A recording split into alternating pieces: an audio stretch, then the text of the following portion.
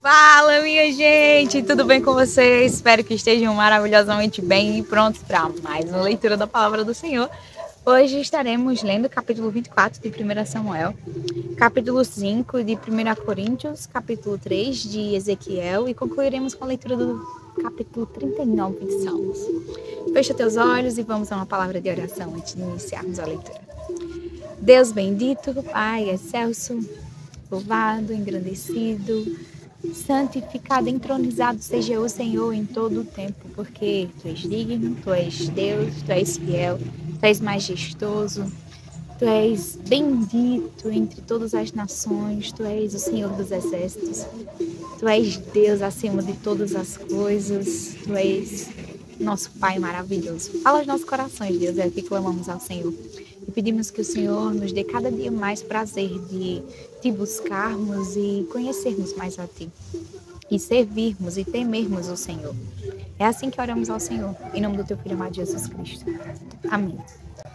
Capítulo 24 de 1 Samuel. Quando Saul voltou de perseguir os filisteus, foi-lhe dito: eis que Davi está no deserto de En-Gedi. Então Saul tomou 3.000 homens, escolhidos dentre todo Israel, e foi ao encalço de Davi e dos seus homens, nas encostas das rochas das cabras selvagens.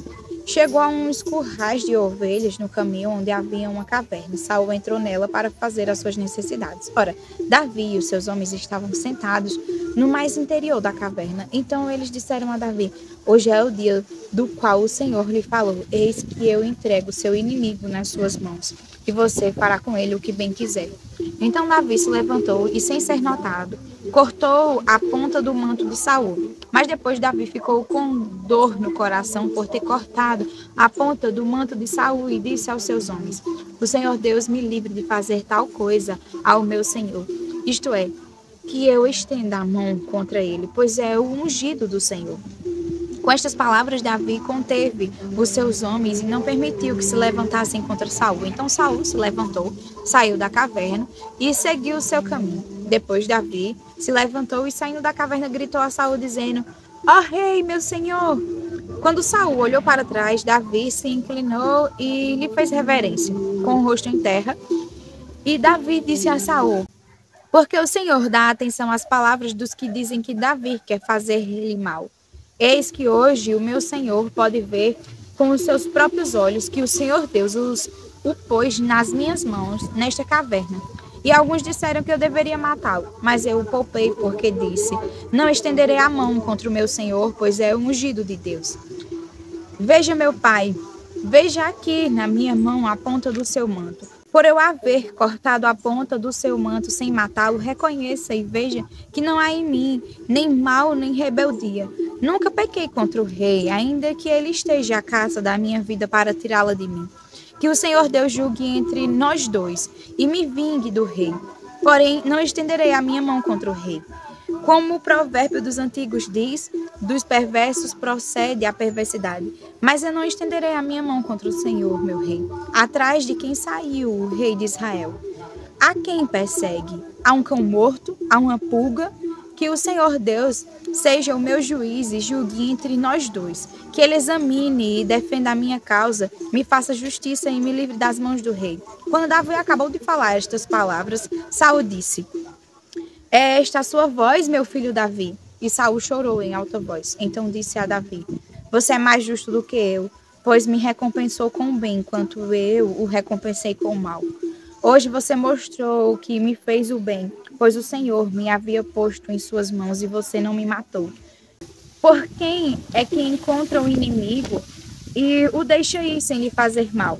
Que o Senhor lhe pague com o bem por aquilo que você fez por mim no dia de hoje. Agora tenho certeza de que você será rei e de que o reino de Israel se manterá firme na sua mão.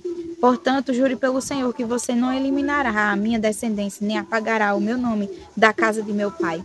E Davi jurou a Saul.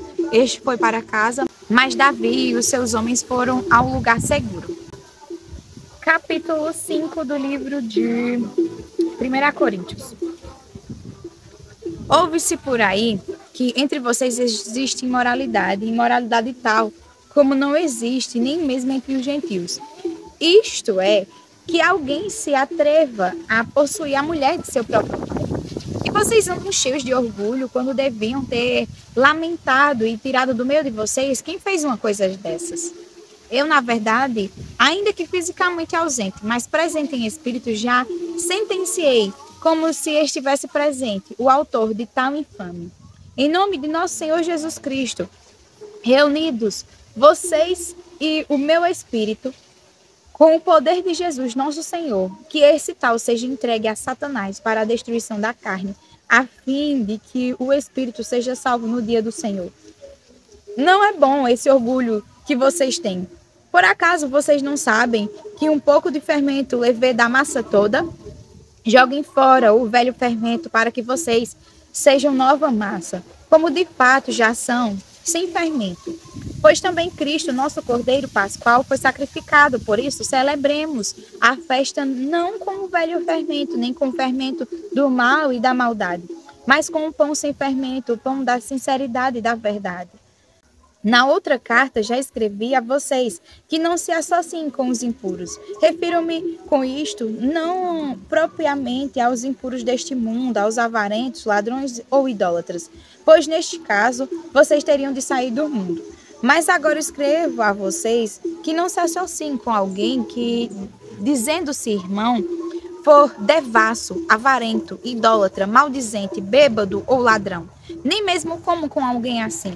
Pois com que direito haveria eu de julgar os de fora? Mas será que vocês não devem julgar os de dentro? Os de fora, esses Deus julgará. Expulsem o malfeitor do meio de vocês. Ezequiel capítulo 3. Ainda me disse: filho do homem, como que está aí diante de você, como esse rolo? Depois vá falar à casa de Israel. Então abri a boca e ele me deu o rolo para comer. E me disse: filho do homem, coma e encha o seu estômago com este rolo que eu lhe dou. Eu comi, e na minha boca era doce como mel.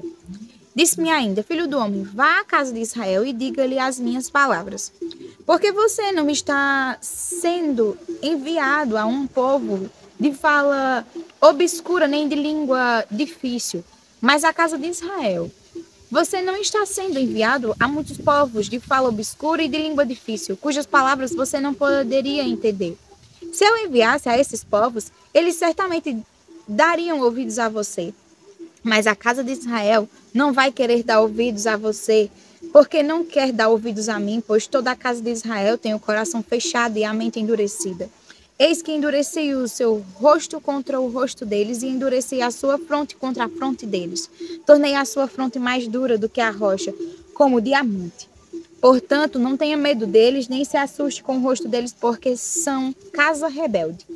Ainda me disse mais: filho do homem, guarde em seu coração todas as minhas palavras que eu lhe falar, e ouça-as com muita atenção. Vá falar com os exilados, os filhos do seu povo. E quer ouçam, quer deixem de ouvir, fale com eles e diga-lhes: assim diz o Senhor Deus. Então o Espírito me levantou, e ouvi atrás de mim a voz de um grande estrondo, que levantando-se do seu lugar dizia: bendito seja a glória do Senhor. Ouvi o ruído das asas dos seres viventes que tocavam uma nas outras, e o barulho das rodas juntamente com eles, e o som de um grande estrondo. Então o Espírito me levantou e me levou. Eu fui amargurado no furor do meu espírito, e a mão do Senhor se fez forte sobre mim. Então fui a Tel Abibe, aos exilados que habitavam junto ao rio Quebar. E durante 7 dias assentei-me ali, perplexo, no meio deles. Depois dos 7 dias, a palavra do Senhor veio a mim, dizendo: filho do homem, eu coloquei como atalaia sobre a casa de Israel. Você ouviu a palavra da minha boca e lhe dará aviso da minha parte. Quando eu disser ao ímpio: você certamente morrerá, e você não o avisar, e nada disser para o advertir do seu mau caminho, para lhe salvar a vida, esse ímpio morrerá na sua maldade, mas você será responsável pela morte dele. Mas se você avisar o ímpio e ele não se converter da sua maldade e do seu mau caminho, ele morrerá na sua maldade, mas você terá salvo a sua vida. Também quando o justo se desviar da sua justiça e fizer maldade, e eu puser diante dele um tropeço, ele morrerá.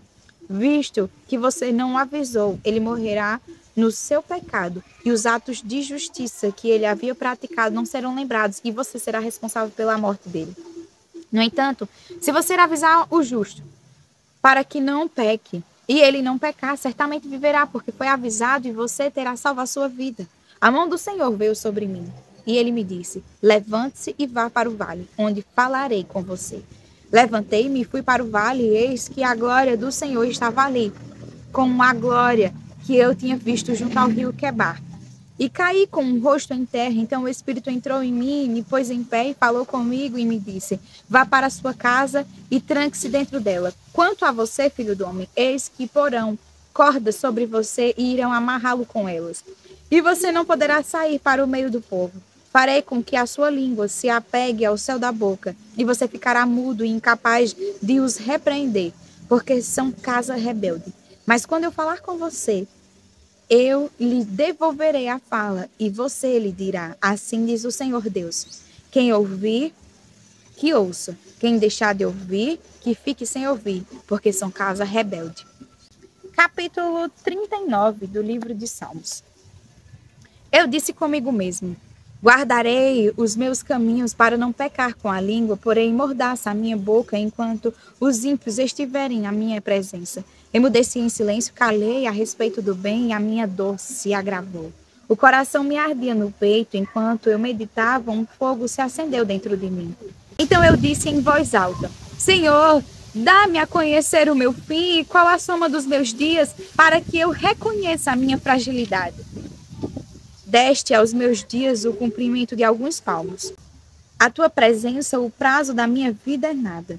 Na verdade, todo ser humano, por mais firme que esteja, é pura vaidade. De fato, o ser humano passa como uma sombra. Em vão se inquieta, amontoa tesouros e não sabe quem ficará com eles. E eu, Senhor, que espero? Tu és a minha esperança. Livra-me de todas as minhas iniquidades. Não permitas que os insensatos zombem de mim. Emudeço, não abro os lábios, porque tu fizeste isso. Tira de sobre mim o teu flagelo. Pelo golpe de tua mão estou perecendo. Quando castigas alguém com repreensões por causa do pecado, destróis nele como traça o que tem de precioso. De fato, o ser humano é pura vaidade.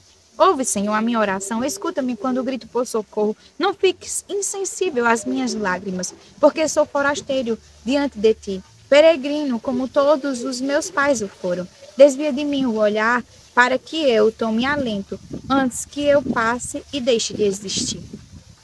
Amém. Até amanhã para mais uma leitura da Palavra do Senhor. Fiquem com Deus.